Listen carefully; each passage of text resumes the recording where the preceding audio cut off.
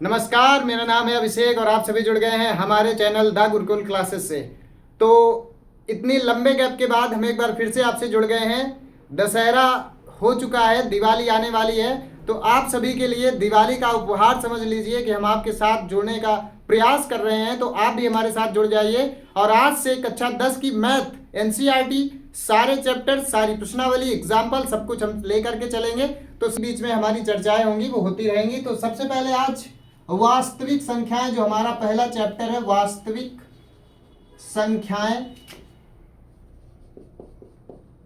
इसके बारे में चर्चा करेंगे। इसकी प्रश्नावली देखेंगे और इसमें क्या क्या पढ़ना है, इसको कितना घुमा के सिलेबस में एग्जाम में तुम्हारे दे रखा है और एग्जाम में देता आया है और देगा, तो वो सब हम इसमें चर्चा करेंगे। तो सबसे पहले ये समझना है कि वास्तविक संख्याएं होती क्या है। तो इसके अंतर्गत जितनी परिभाषाएं आती हैं वो सब कुछ सीखना है। परिमेय, अपरिमेय, भाज्य, अभाज्य, पूर्णांक, सम, विषम, है ना, सहअभाज्य, ये जितनी भी संख्याएं होती हैं सब मिला जुला के तुम्हारी वास्तविक संख्याएं कहलाती हैं। अब एक एक की परिभाषा बाय लाइन टू लाइन देख लीजिए। परिमेय संख्या वे होती हैं जिनको भिन्न के रूप में लिखा जाए। भिन्न के रूप में मतलब P/Q के रूप में लिखा जाए और Q यहाँ पे 0 के बराबर ना हो। Q is not equal to 0, P/Q के रूप में लिखा जाए, परिमेय संख्या होती है। परिमेय ऊपर और नीचे हो जाए और Q के बराबर नीचे वाला ना हो तो वो होती है परिमेय संख्याएं। इसके बाद अपरिमेय संख्याएं, बस वही Q बराबर 0 हो जाए तो अपरिमेय हो जाएगा, जिनको भिन्न के रूप में न लिखा जाए, अपूर्ण हो जाए। भाज्य संख्या वो होती हैं जो स्वयं से कट जाए, एक से कट जाए और इनके अलावा भी इनके कई गुणनखंड हो या इनके कई मल्टीपल फैक्टर हो, एक के अलावा कई चीजों से ये कट जाए, स्वयं के अलावा अन्य संख्याओं से भी कट जाए तो उनको भाज्य संख्या कहते हैं। उदाहरण, अच्छा परिमेय का उदाहरण 7/3, 4/5, ऐसे करके ये परिमेय संख्या है। भाज्य संख्याओं में आ जाओ। भाज्य संख्या तुम्हारी होती हैं जो स्वयं से भी कट जाए, एक से भी कट जाए और अन्य अभाज्य संख्याओं से भी कट जाए, जैसे ये 2 से कट जाएगा, है ना। तो ये होती है तुम्हारी भाज्य। 2, 4, 6 सबसे छोटी और समभाज्य संख्या होती है तुम्हारी 4। अभाज्य में आ जाओ, जिसके केवल 2 गुणनखंड हो, एक हो और एक स्वयं, 1×3, 1×5, 1×7, है ना। ये ऐसी होती है ये अभाज्य संख्याएं। ऐसी संख्याएं जिनका मल्टीपल फैक्टर वो स्वयं हो या एक हो, अन्य किसी संख्या से ना कटे, अभाज्य संख्या कहलाती हैं। पूर्णांक संख्या, प्लस और माइनस, है ना, पूर्णांक कहलाती हैं।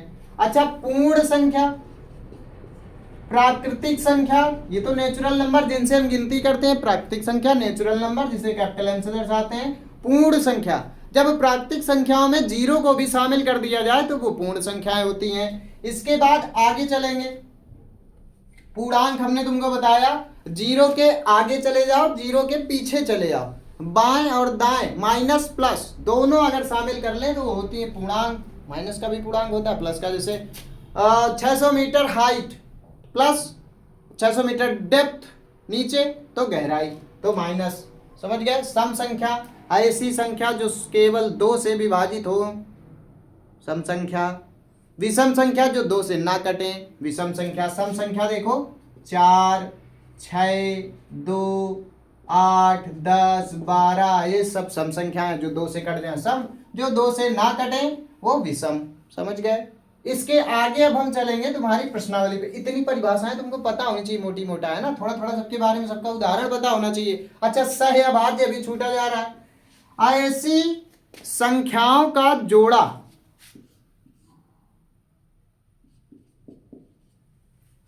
जिनका कॉमन फैक्टर 1 के अलावा कोई दूसरा ना हो, सहअभाज्य संख्या कहलाती हैं। सहअभाज्य संख्या, समझ गए, भाज्य है, इसको को प्राइम कहते हैं।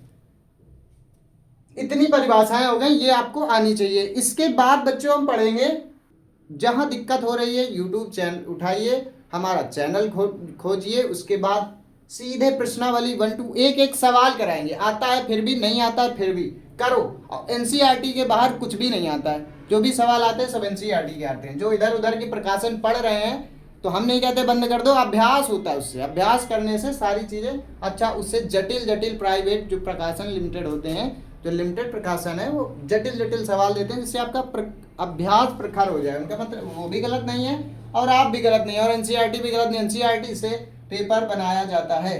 पहला क्वेश्चन है कि निम्नलिखित के गुणनखंडों के गुणनफल के रूप में व्यक्त कीजिए। सबसे पहले है 140, 156, 38, 25। आपकी स्क्रीन पे जो सवाल दिख रहा है देखते रहिएगा, मैं नोट कर लेता हूं। 5005, 74, 29। ये आपका पहला नंबर सवाल है जिसके कई पार्ट हैं, सेकेंड, थर्ड, फोर्थ और ये फिफ्थ। सबसे पहले हम पहले वाले को हल करेंगे। 140 गुणन फल के रूप में व्यक्त करना है, तो ये 2 से कटेगा। डिविजिबिलिटी आपको सबको पता होनी चाहिए। जिसके लास्ट में 0 या 2 से कटने वाली संख्याएं हैं वो 2 से कट जाएगा। आधा कर दो, 2 से काट के 70 हो गया। फिर 2 से काटो तो 70 का आधा 35 हो गया। अब हम इसको 5 से काटेंगे क्योंकि लास्ट में 5 और 0 आए तो वो 5 से भी कट जाएगा। तो 5 सत्ते 35 और 7 से काट देंगे तो ये इसकी हो गया गुणनफल के रूप में 5 × 7 × 2 की पावर, और जितने बार 2 है उतने इसकी घात चढ़ा दो। अब 156, अभी हमने बताया 2 से कटने वाली संख्या लास्ट में है तो ये 2 से कट जाएगा। 2 सत्ते 14 और 2 अट्ठे 16, 78 दूनी 156। अभी इसका और 2 से कट जाएगा, फिर इसका आधा कर दो। 2 तिहाई 6, 2 अट्ठे 16, 2 नहीं 18। अभी ये 13 से कट जाएगा, 13 ते 39। अब ये 3 से कट जाएगा तो 2 की पावर 2 × 13 × 3। इसके बाद तीसरे नंबर पे आ जाओ। 38, 25, 5 से कट जाएगा। 5 सत्ते 35, 3 बचा, 5 छक्का 30, 2 बचा, 55, 25। अभी 5 से और कटेगा। 5 5 बचेगा, 2 55, 25, 1 बचा, 5 तिहाई 15। ये 3 से कट जाएगा। 3 पचे 15 और 3 एकन्नम 3। अभी ये 3 से और कटेगा। 3 एकन्नम, ठीक।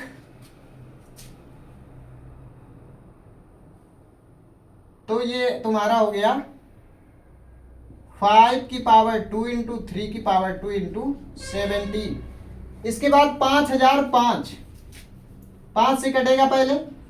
5 0 0 1। अब ये कटेगा तुम्हारा जाएगा 7 एकन्नम 7, 3 बचा, 7 चौको 28, 2 बचा, 7 तिहाई 21। अब ये 7 से नहीं कटेगा, अब ये कटेगा 11 से। 11 एकन्नम 11, 3 बचा, 11 तेईस 33। अब ये कटेगा 13 से। तो ये हो गया तुम्हारा 5 × 7 × 11 × 13।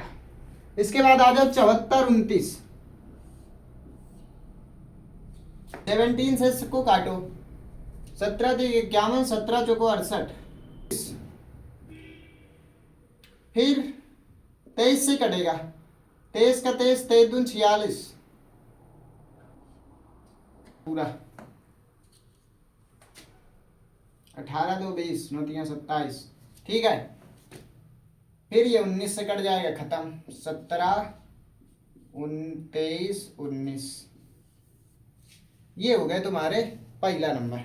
दूसरा नंबर आपकी स्क्रीन में दिख रहा होगा कि इसको एक सूत्र होता है, उसमें रख करके इसके मान को सत्यापित करो और अलग अलग मासा लासा निकाल करके भी दिखाओ।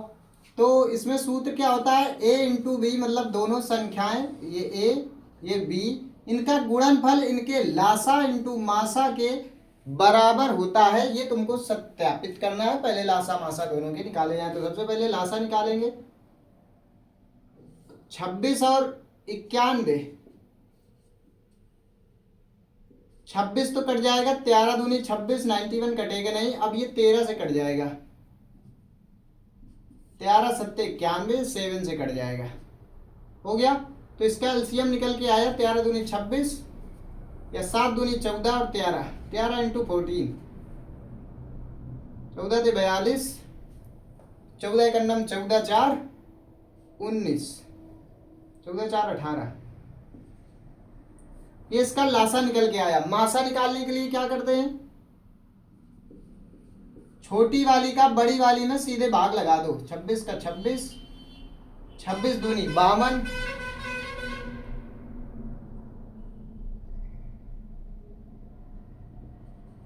26 तिहाई, 6 त्रिका 18, 3 दूनी 6, 7।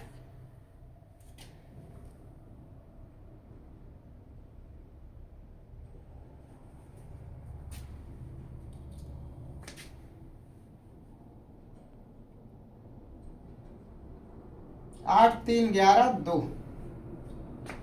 क्यों 2 1 बचेगा 13।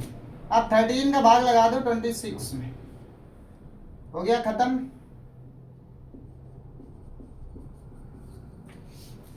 तो इसका h निकल के आया है हमारा 13 और l हमारा ये निकल के आया है। अब जांच कैसे करनी है, a इंटू बी की जगह रखेंगे 26 इंटू 91 बराबर l हमारा 182 निकल के आया है और h हमारा 13 निकल के आया है। इनका और इनका गुणा करोगे तो हम इसका किए ले रहे हैं। 13 दूनी 26,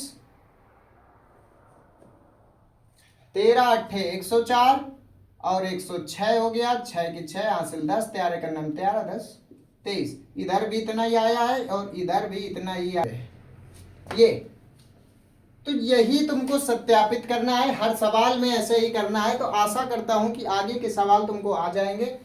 ये तुम्हारे होमवर्क है। a इंटू बी सत्य करना है तुमको, l into H, a into B सत्य करना है, l इंटू एच। ये तुम्हारा है आज का होमवर्क। एक सवाल हमने बता दिया, बहुत सरल है। लासा निकालना है, इधर मासा निकालना है। दोनों को जो है गुणनफल करके इस दोनों संख्याओं के गुणनफल के बराबर सत्यापित करना है। कर लोगे, सब कर लेंगे। हमारे प्यारे बच्चे जो हैं सब कुछ करेंगे और करके कल कमेंट करेंगे जल्दी से, और हमको सब लोग कमेंट में बताइए कि हाँ हमने किया है। इसके बाद अब हम तीसरे नंबर पे चलते हैं। आपके स्क्रीन पे दिख रहा है, गुणनखंड विधि द्वारा निम्नलिखित पूर्णांकों के HCF LCM ज्ञात करिए। 12 15 21 17 23 29 8 9 25। एक हम लगाएंगे, बाकी आप लगाएंगे। ये आपके हैं सवाल। अब इन सवाल को करना क्या है, LCM निकालना है बहुत आसान विधि से। 2 से काटना शुरू करो। 12 15 21, 2 6 का 12, 15 नहीं कटेगा, 21 नहीं कटेगा। अभी 2 से तिहाई कट जाएगा, 15 21। 3 से काटो 51 25 सत्ते, 5 से काटो 7 से काटो, 1 1 7 और 1 1 1। खत्म हो गया सब कुछ। तो एलसीएम निकल के आएगा 2 इंटू 2 इंटू 3 इंटू 5 इंटू 7। 2 दूनी 4, 4 तिहाई 12 पंचे 60, अच्छा सत्ते 42, 420। इसका एलसीएम कितना निकल के आया 420।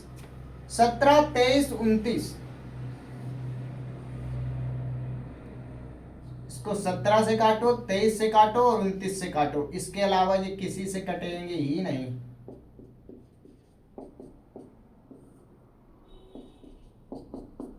खत्म हो गया। 17 23 29 का गुणनफल कर लेना है, तुम्हारा आ जाएगा लासा। इसके बाद 8 9 25, 2 चौको 8, 9 नहीं कटेगा, 25 नहीं कटेगा, 2 दूनी 4, 9 25 को उड़ा के ऐसे रख दिया, कुछ कटे बटेगा है नहीं। 2 51, 9 25, 3 से काटो, 3 त्रिका 9, 2 बार 3 5 बार 5। ये जब तुमको याद होगा ना ये चीजें तो अपने आप उड़ाते चले जाओगे।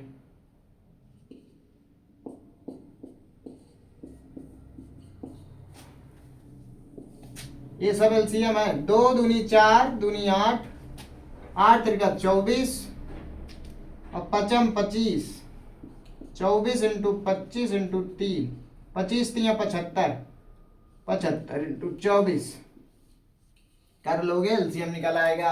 अब इसके एचसीएफ मैं एक का निकाल के दिखाऊंगा, बाकी तुम घर से करोगे। 12, अब आज गुणनखंड विधि से करना है तो 12 का अलग करेंगे, 15 का गुणनखंड अलग। तो 12 के तुमको गुणनखंड पता है, 12 3 दूनी 6 दूनी 12 15, 3 5 15 और 21, 3 सत्ते, जो तीनों में कॉमन है वही इसका एच है। काम खत्म। ऐसे करना है। तो ये तुम्हारे सवाल हो गए 3 नंबर। अब चलेंगे चौथे नंबर में। आपकी स्क्रीन में दिख रहा है चौथा नंबर। 306 657 का HCF दे रखा है। HCF बराबर दे रखा है 9। LCM तुमको ज्ञात करना है। बहुत सरल विधि बता देते हैं। देखो ये संख्याओं, इसको लगा दो सीधे, ये ज्ञात करना है, इसको ले आओ इधर। A इंटू बी 306 657 बटे H है तुमको 9 दे रखा है उसने। इससे 9 को काट डालो।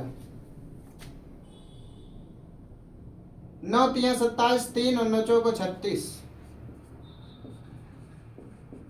जितना आएगा वही इसका LCM होगा।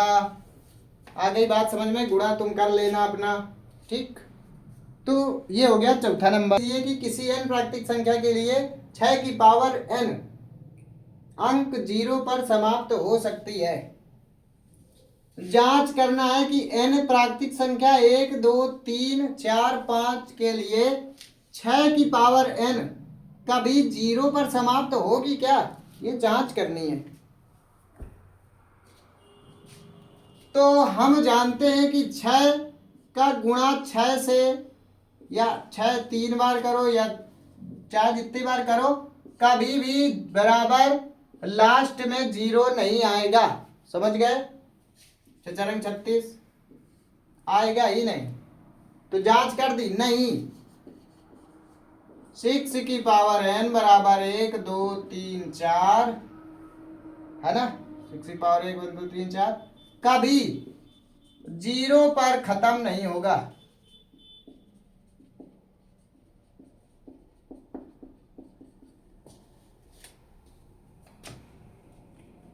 हो गए जांच।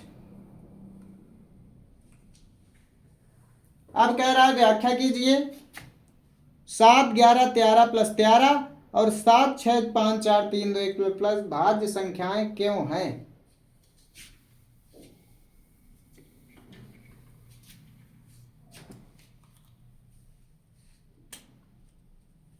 सात इंटू 11 इंटू 13 प्लस 13 और 7 into 6 into 5 into 4 into 3 into 2 into 1 plus 5। कह रहा है कि जांच करो या व्याख्या करो कि ये भाज्य संख्याएं क्यों हैं। भाज्य संख्याएं क्यों हैं? जब हम इनका गुणा करेंगे तो वो संख्या जो आएगी निकल के वो 7 से कट जाएगी, 13 से, और इससे कट जाएगी। क्यों कट जाएगी? क्योंकि इसके गुणनखंड हैं। इसके गुणनखंड ये हैं। समझ गए ना बात? इसलिए ये 13 7 11 13 से कटेगी और जो इनका गुणा करने पर संख्या आएगी वो भी इनसे कट जाएगी। इसलिए ये भाज्य संख्याएं हैं। ठीक। अच्छा, जब तुमको ऐसे भी ना समझ में आए, 3 एक नम 3 और 7 तियां 21 और प्लस 13 है, तो लास्ट में ये ऐसे जुड़ेगा तो 4। लास्ट में जो इवन नंबर आ रहा है, और इवन नंबर कट जाएगा, तुमको पता है लास्ट में इवन नंबर, इसका यूनिट डिजिट इवन नंबर आ रहा है, इसलिए ये भाज्य संख्या है।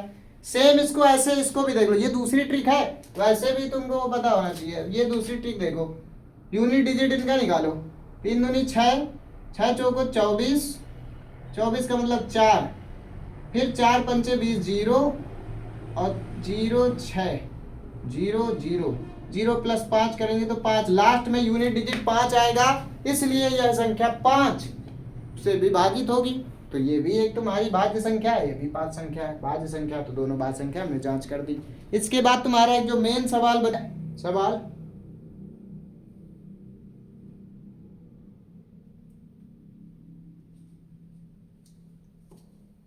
वृत्ताकार खेल का मैदान है। 18 मिनट लगते हैं चक्कर लगाने में। जबकि मैदान का एक चक्कर लगाने में रवि को 12 मिनट लगते हैं, एक ही दिशा में चलते हैं, तो कितने समय बाद वो पुनः एक दूसरे से मिलेंगे। तो इसका कुछ नहीं करना है, सीधे एलसीएम निकाल लेना है। 18 और 12, 2 छक्का 2 नहीं 18, 2 छक्का 12, 2 9 कटेगा नहीं, 2 तिहाई 6, 3 से काटो, 3 त्रिका 9, 1 3, 2 दूनी 4, 4 तिहाई 12, 12 तिहाई 36 मिनट बाद वो एक दूसरे से पुनः मिल जाएंगे। बस हो गया, सवाल खत्म, आपकी प्रश्नावली खत्म हो गई। अच्छा कितने बजे तो नहीं है, कितने समय बाद मिलेंगे, तो 36 मिनट बाद। कितने समय बाद, तो 36 मिनट बाद। हो गया, सवाल खत्म हो गया सब कुछ।